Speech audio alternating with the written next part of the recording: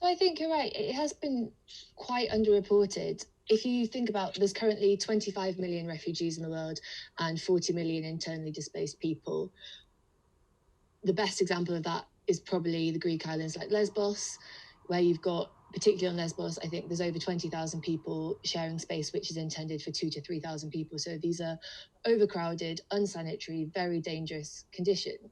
Everyone can practice social distancing, I think isn't true. So that's just my kind of response to the leveling, because obviously if one person in these camps gets coronavirus, it is just going to spread. And really, these are places which have insufficient medical supplies and protections anyway.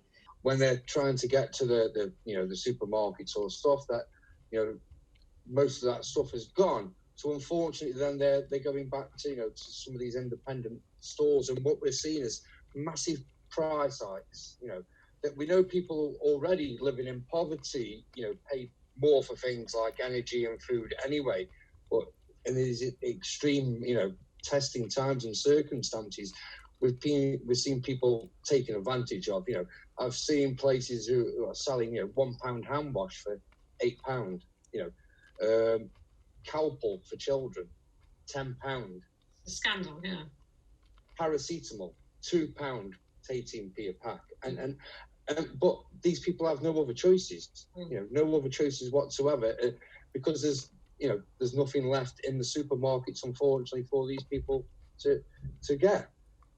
So you think crime would in the short term go down? I do believe that the violence will drop between the youth themselves, because we're facing a bigger problem.